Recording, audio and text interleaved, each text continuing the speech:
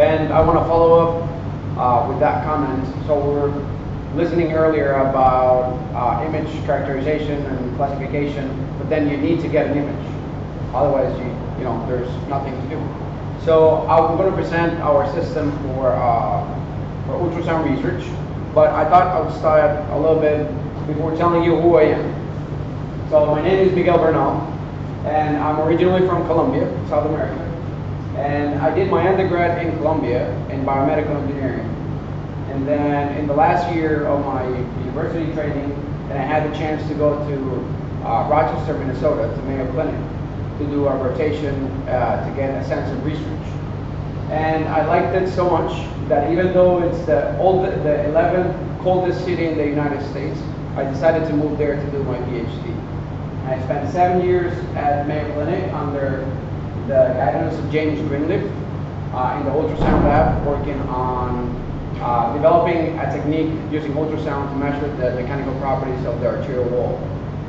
Then I was fortunate enough to move to France to work at the Institut Langevin, which is one of the big labs in ultrasound research, under the guidance of Miguel, and working on a number of projects characterizing different tissues, elasticities, mechanical properties, anywhere from blood, tendon, breast tissue, skin.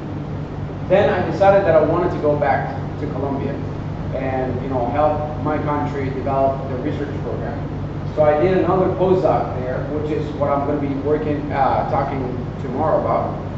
But unfortunately, the ultrasound research in Colombia is not developed yet, so I couldn't stay there. And then this year I was recruited by Verasonics as a researcher to try to bring the researcher part into the company.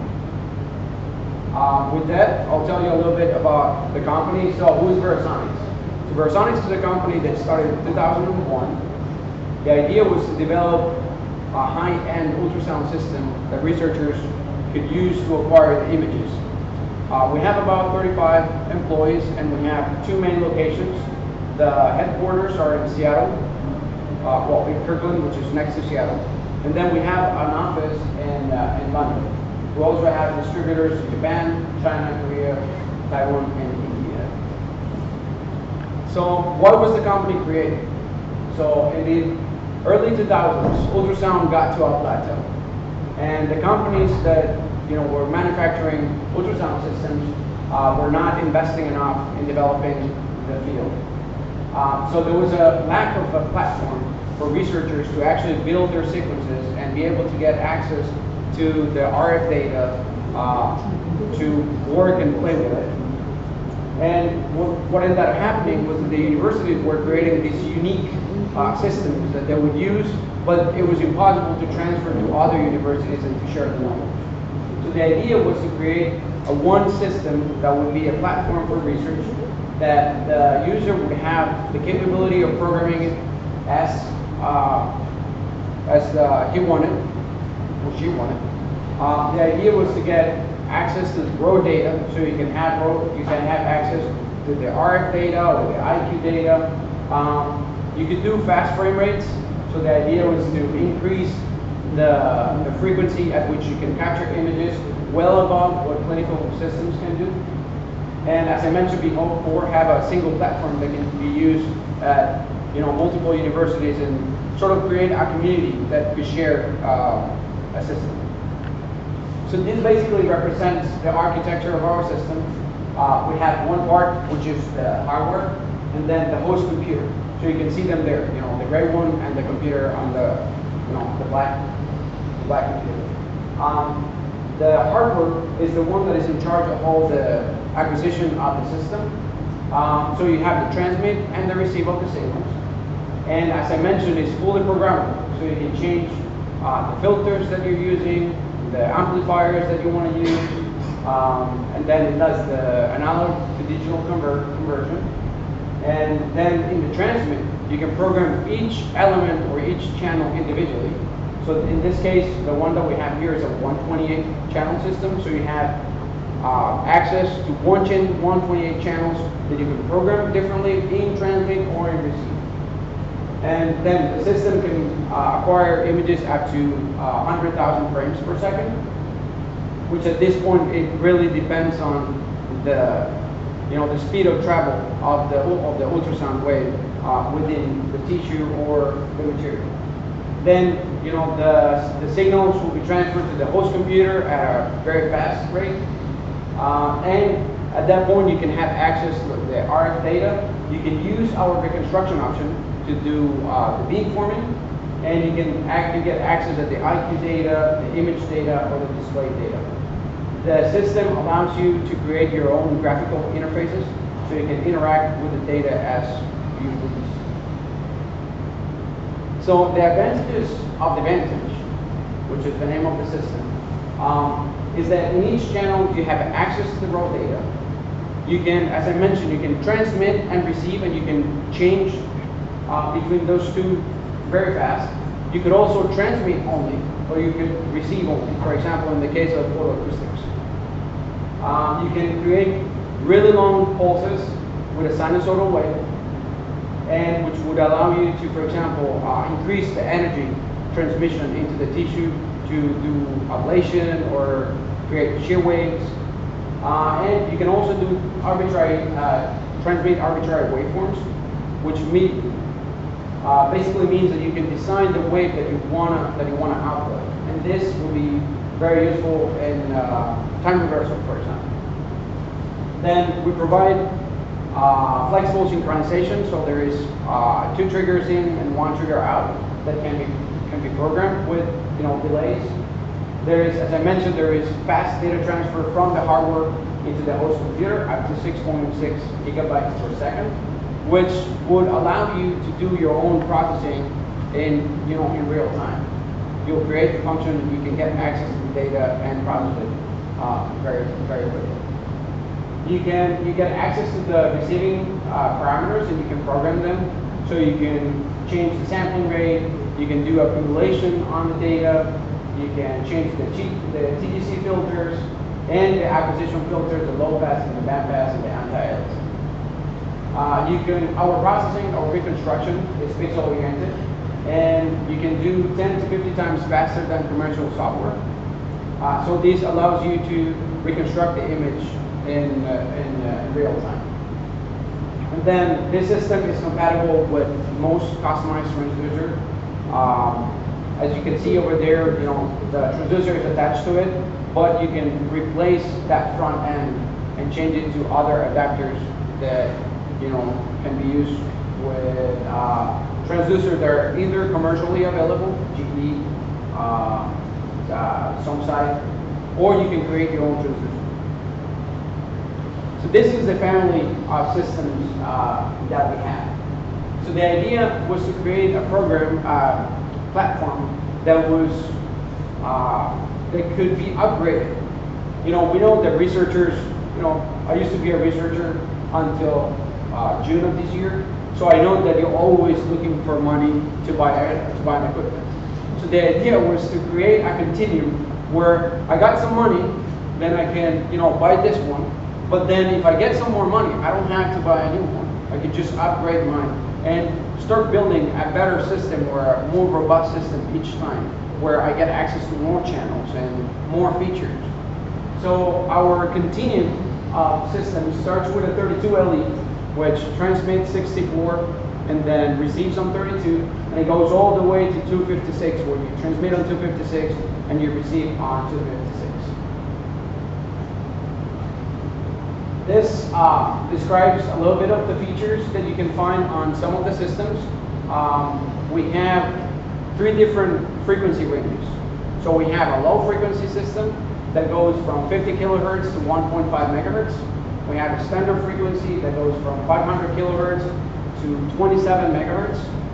And we have a high frequency system that goes from 1 megahertz to 50 megahertz. So it's basically up to the researcher, to choose what works best for them. We have some options that are listed here,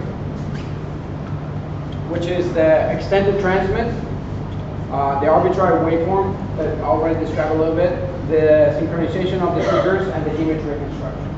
And as I mentioned before, our system is compatible with a lot of transducers. You can see here a list of the transducers that we support. Some of them we provide them. Some of them are from companies that we have, an agreement with, and we design the front end so you can plug them in. And we have accessories, which I mentioned, which is the UTA, which is the universal transducer adapter that you can change to mix and match. And then we have a support, which where we have service agreements and we have training programs where we invite the customers either to our headquarters in Seattle, or we do we are constantly doing these training programs at major conferences. So for example, next month in Japan, we'll be doing a training session the day before the course for all of our customers.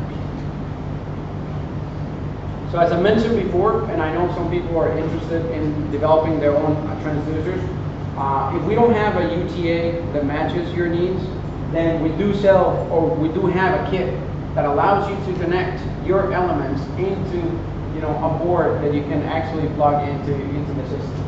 So it's very flexible, trying to match the needs of the user. These are the frequency bands that I mentioned that we have, and the transmit and the receive frequencies, they vary a little bit. The transmit is a little bit more fixed, but in the receiving, I mentioned that in the receiving you can go up to 27 in the standard frequency, but you could actually push it up to 40 if you actually play with the filters in the front end. I forgot to mention, and we also have a HIFU application, which is high intensity focused ultrasound. And the idea, I don't know if you guys are familiar, I'll go into it a little bit, but the idea is to create enough energy that you can burn tissue, or you can create cavitation, or create a shear wave that propagates in a medium. So all these innovations in this system allow the ultrasound field to sort of go to the next step and start developing again, from that plateau that we talked about in the years, in the early 2000s, then, really exciting things started happening. One of the most important features was the fast frame rate, because that allowed you to get really high frequencies and characterize phenomenon that you couldn't do before. So for example, in the image on the top on the right, then you can see what became dynamic elastography, which is a technique that measures the elastic properties of the tissues by measuring a shear wave that propagates in the tissue. Then you can also have applications like color Doppler at super fast frame rates that allow you to do functional imaging. You also have some advanced techniques that allow you to do vector Doppler or multi-point spectral long ensembles. And I mentioned that our highest system goes to 256 channels, but actually you can pull them together and you can create systems with more than 256. So we're launching this year the 1024. So you can actually have access to 1024 elements at the same time, and you can program them all individually. And the idea is to interface with matrix array for 3D imaging. And then, as I mentioned, there is the high power option for long extended pulses, for shear wave generation, and for treatment. Because you can imagine that if you can burn tissue with ultrasound, then you can do like cancer treatment. But at the same time, earlier you have told that you have frame rate of like you said 100,000. Up to 100,000, yes. 100,000 frames of frequency. If you can tell for what type of applications actually you need that much frames per second. Then you could, because this system also works in NDT. So where the speed of ultrasound is a lot faster. Because in tissues, 100,000 will only let you characterize a few millimeters. Most of the applications in biomedical, I would say that you will go from 15,000 all the way down to, you know, a couple hundred. But yeah, 100,000, that's the limit of our system. It's for the researchers, you know, to. So you said that you may need actually help some data from like if you have some kind of functional imaging, right? Yes. So what kind of functional imaging we're talking about? Okay, so we don't have functional imaging. Okay. You could do functional imaging with our system. Okay. You know, the system Is lets open you. source. It's a platform for you to. I'm going to present in the next few slides some of the applications that our customers are working on. But when I mean functional imaging, I mean brain functional imaging. You know, what you do is you measure the variations in the blood flow, in the arterioles or even the capillaries, and you can determine when the region of the brain is getting activated, depending on the amount of blood that it's. Brain functional imaging, does ultrasound enters to the skull? Because I know is. Okay, that's where this technique, it's, you know, has some issues. It's been done in small animals through the skull, and it's. Or babies.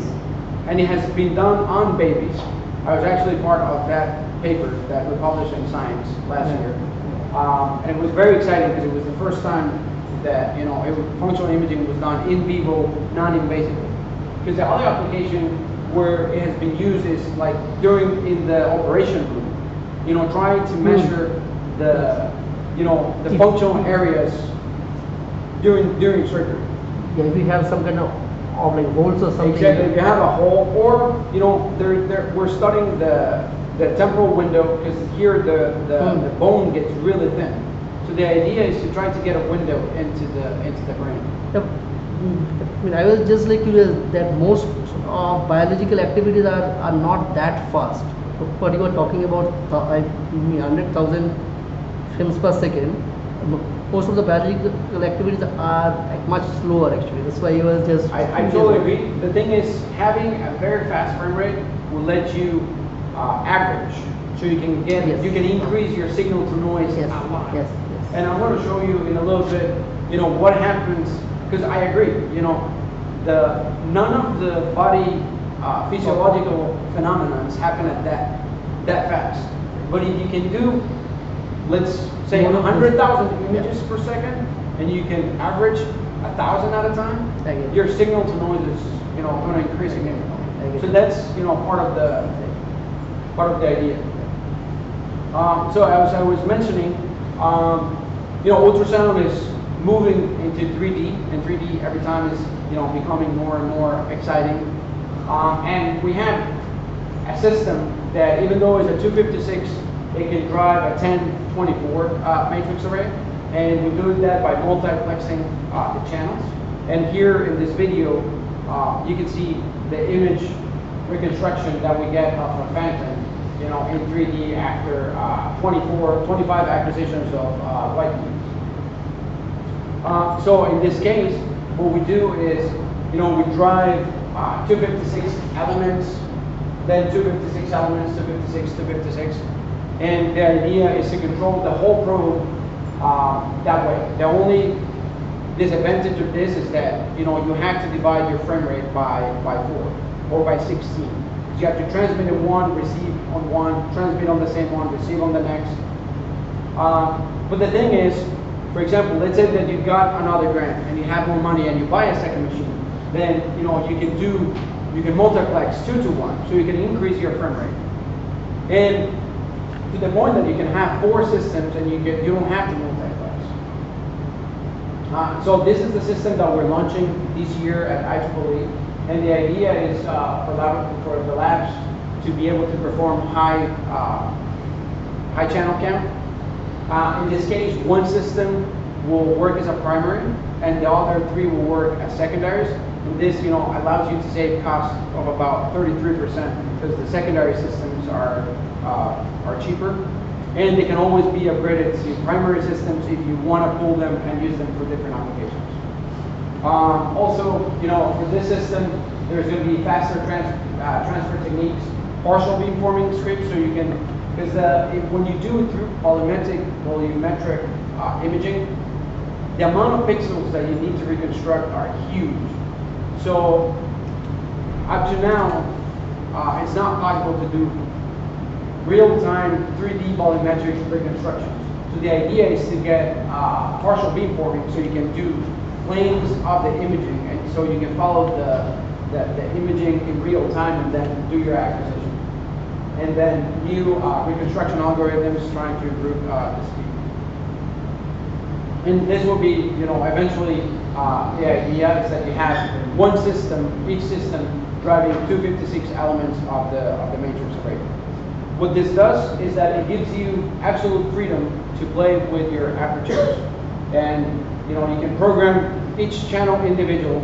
You can have arbitrary waveforms in each channel. So at this point, sky's the limit. So as I mentioned before, I want to spend a few minutes talking about the applications that some of our customers are working in imaging, in therapy, and industrial applications.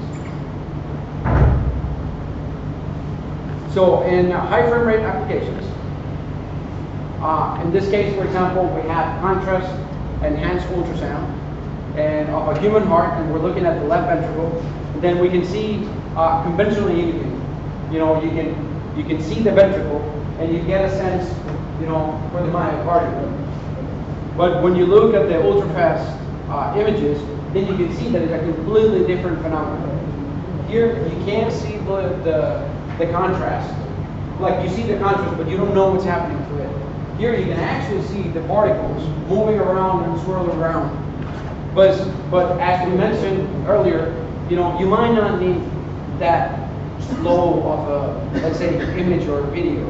You might want to have something faster. So what you can do is average the image, average several images within a frame, and what you can get is a much more detailed image, on real scale. And you can see that, the contour of the myocardium is a lot better than in this case. And you can actually see, some of the motion and some characteristics of the blood flow, in this case, within the chamber. Another example would be this video. It doesn't look very well, but this is the vein of one of the person in our office. And this is the valve within the vein. You can see it flapping as you. Let's see if that's a little better. So you can see the valve flapping, and how it opens and closes. So this is possible because of the ultra fast frame rate, and the fact that this was done at I think it was 33 megahertz, so fairly high frequency. Another example, it's kidney imaging. We're looking at power Doppler in this case, and this will be conventional power Doppler, when you can see that there is some flow and you can detect some of the architecture. But then when you do the ultra fast power Doppler, you can see the level of detail that you get here in the vessels. So as we mentioned, it's not always about making really fast images to capture a very fast phenomenon, but getting very fast images so we can average them. We can do, for example, compounding, where we shoot images at different angles and we reconstruct one frame with all those different angles. Functional imaging is another, very exciting topic these days. This is a publication from the Institut Langevin from 2011, where they were studying epileptic seizures and their propagation in the brain. So in this case, in the green dot, they were stimulating the brain to make that the focal spot of the seizure. And then what they would do was they would follow with high frame rate. They would generate images of the brain so they could characterize the small changes in blood flow. And what that allowed them to do was to get, a video that looked like this, and you can see how the epileptic seizure is actually propagating through the cortical from in the cortex of the brain, and then it goes into the low brain and affect areas there as well. So this was very exciting because it gave the opportunity to actually measure physiological changes and sort of get a sense for the function or how the brain was getting activated in these cases. See, I think rat brain, right? Rat or mouse brain. This is a mouse brain. Mouse yes. brain. Yes. These are some other examples in mouse and rats. You can see the architecture of all the vasculature in the brain. The top image is at 40 megahertz. The lower image is, can't remember, I think it's at 30 megahertz. And you can see, the coronal, the sagittal planes, and you can see the level of detail that you're able to achieve. Some other applications, motion tracking. So in this case, you can track, the myocardium and then get images of strain imaging. And this is, possible because you have high frame rate, so you can compare, how it has moved. Because even though the heartbeat, it's, let's say 1 a second, if you don't get, multiple images within a second, you're not able to characterize the motion of the tissue. It's low phase noise, high sensitivity, and again, flexible platform. This is some vector Doppler that we're actually working on, and the idea is to be able to characterize the flow and see, what's the vector of the flow, and try to, understand the fluid dynamics, the turbulence, the shear stress on the wall. And for example, those red points that you see moving there are simulated particles that you can put on top of the video to try to get a sense of what the blood is doing in that particular case. There is some of our customers are working on photoacoustics, and I noticed, in the program there is a very interest in photoacoustics. So I wanted to make sure, that that you can use our system for these applications. And the reason is because you can use, receive only. So, ultrasound usually, you transmit a wave and you wait for the echo, and you make the image from the echo. But if the source of the ultrasound comes from something else, like for example a laser, in the case of photoacoustics, you can also receive those ultrasound waves, and our system allows you to do reconstruction on those images. It's highly sensitive, and you can actually do accumulation in the hardware, because to amplify the signal, and you can change the sampling rate and the triggers. Very important, the triggers, so you can trigger the laser at the same time and synchronize everything.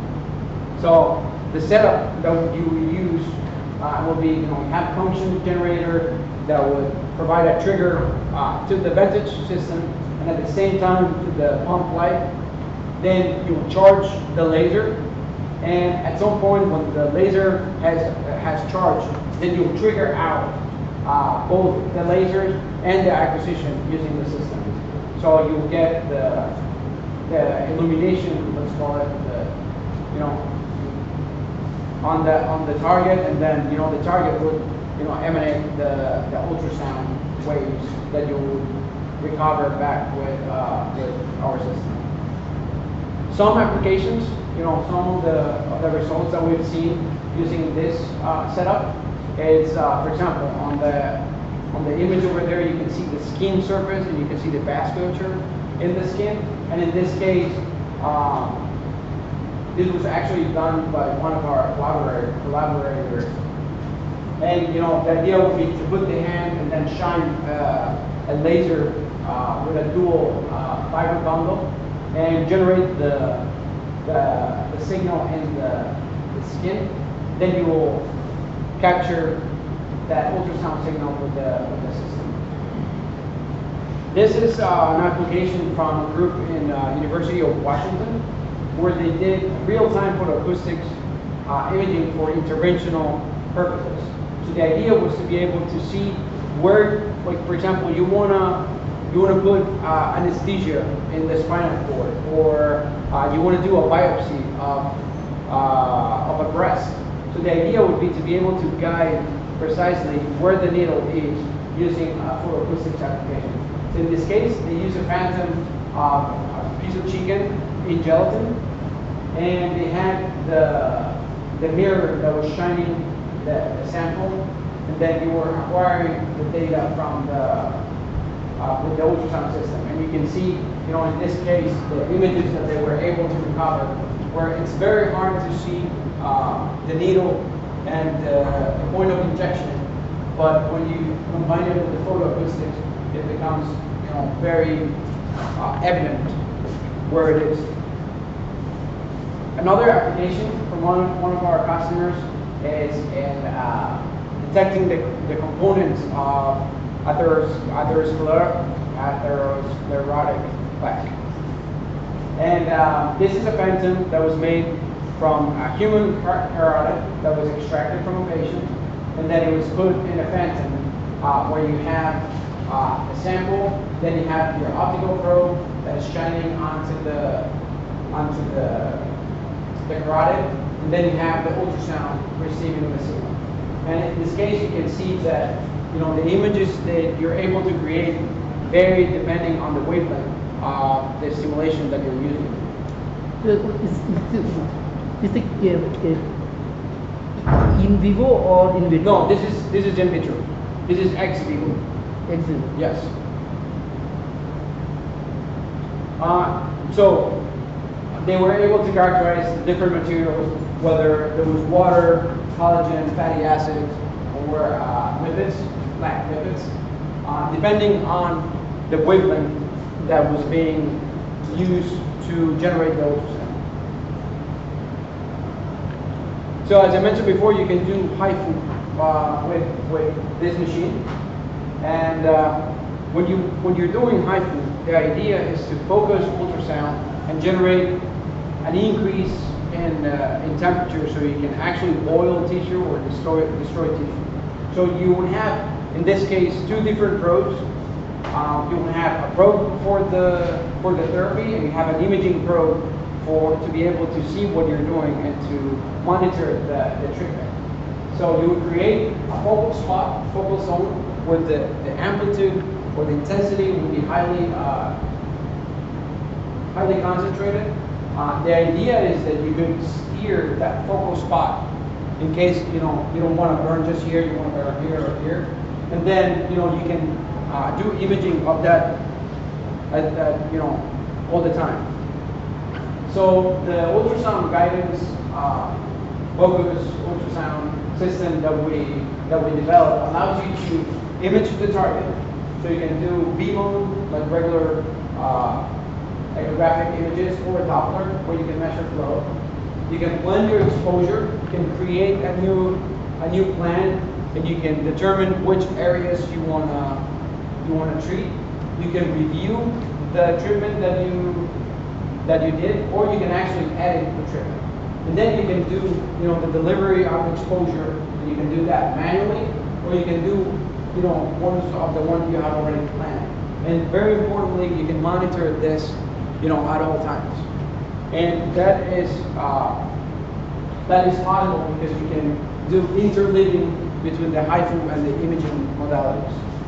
So this is sort of the environment that we created for this kind of applications, where you determine the spots. You can change the frequency at which you want to, let's say, illuminate them or focus on them. You can change the imaging frequency, and you can save the treatment. You can load the treatment. You can review a treatment. We've partnered with Sony Concepts for this application, and they're actually creating different transducers for this application. And we have 6 different HIFU transducers. 3 of them, these first 3 are annular arrays that would allow you to steer in the focal direction. And these 3 that are actually arrays where the elements are positioned in a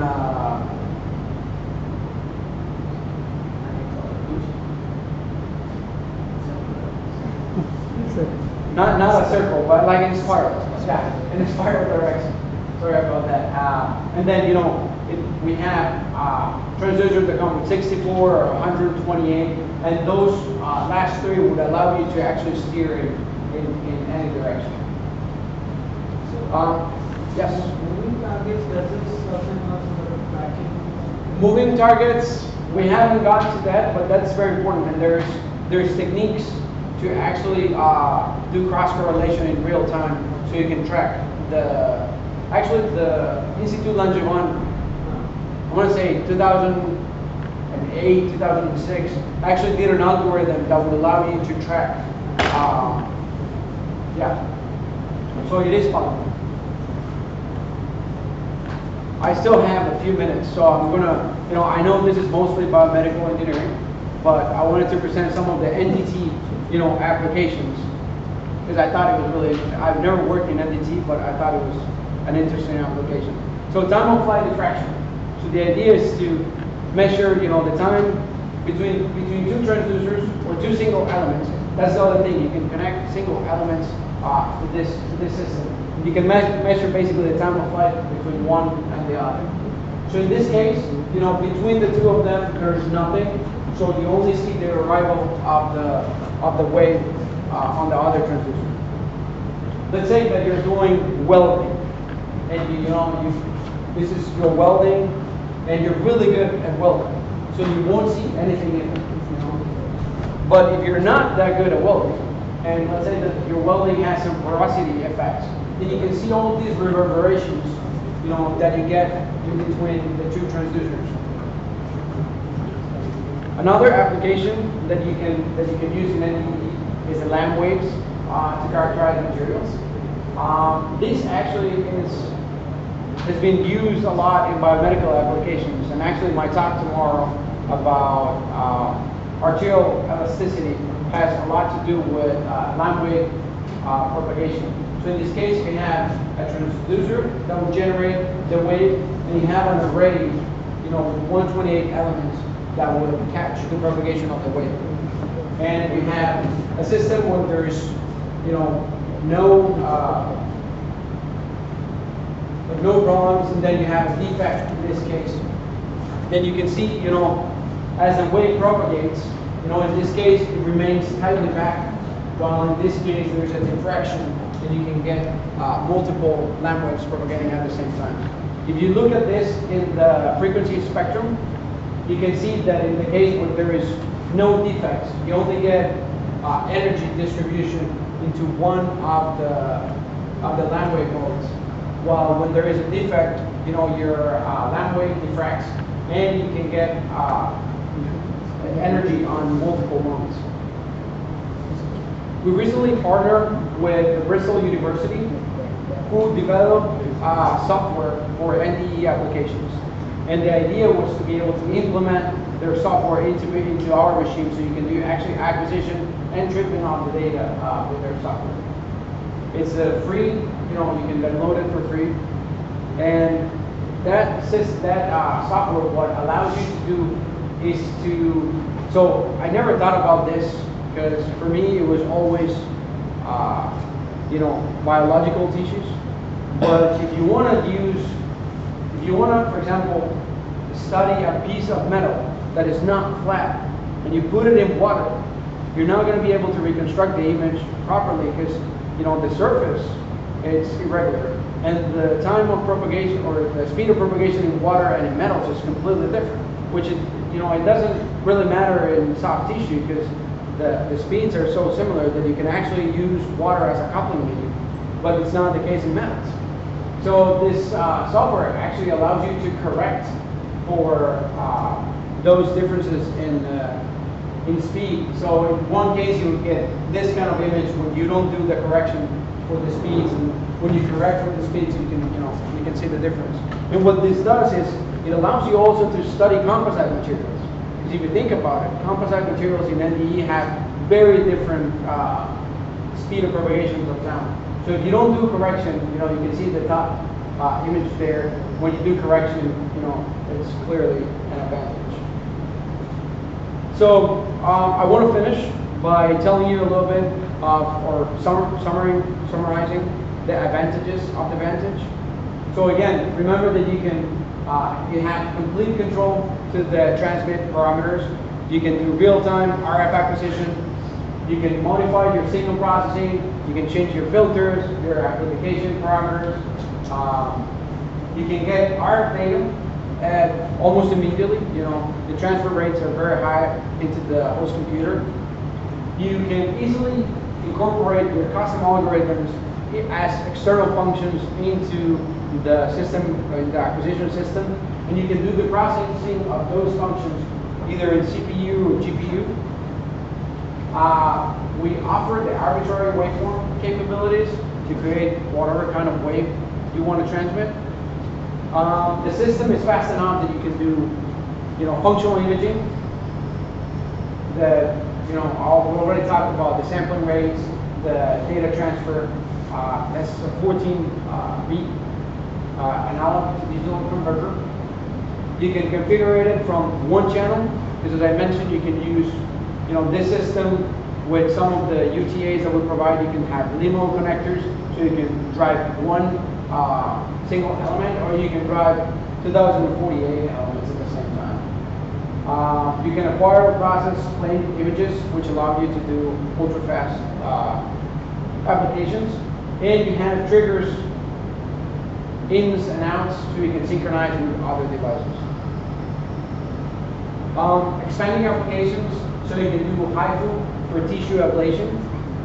You can also do neuromodulation or blood-brain barrier opening. So you can do like target drug delivery, you know, drug release. You can do shear waves with our system. You can do 3D volume acquisition with the high channel cam systems. You can do one-way reconstructions for photoacoustics. We have multiple connectors for all the transducers. It's easy to customize, you know, for custom transducers with the kit that I showed you earlier today. In frequency, you can go up to 50 megahertz, and in low frequency, you can go down to 50 kilohertz. And there is applications for NDT. With the system, we provide tools, so you can better create your scripts and you can debug your scripts. There is an event analysis tool that allows you to see what's your sequence doing. When are you transmitting? When are you receiving? When are you doing your reconstruction? You have a trigger. Where is the trigger with respect to your acquisitions? We provide over 200 sample scripts, and the idea to provide the scripts is so you don't have to start from zero. So it's ideal for you to, you know, get a script that is similar to what you're doing, or that at least has some similarities, and then you can modify the system, the script, and, you know, customize it to your applications. We provide support in that respect, that if you're having issues, you know, with your script, you can email us and we'll try to help you. We won't do the work for you, you know, but if you have issues, you know, we can help you with that. You know, we have a very highly reliable hardware, and we provide the documentation for, you know, the institutional review board. It's important to say that our system is not approved for FDA, is not FDA approved, so you can't use it in subjects without previous approval from, you know, your institution board, or I don't know how you call it here. The same. Okay, ethics committee, or, you know. Well, with this, Animal experimentation. Sorry? Animal experimentation. Yes, animal experimentation is okay. Yeah. You still, well, the rules in the U.S., you know, means that you still have to go through a review board to make sure that, you know, you're okay and you're not making the animals suffer unnecessary. But yeah. This, I'd like to thank you all for your attention, and, you know, any other questions that you have, you know. And I'm going to be here all week, so we can talk more informally afterwards.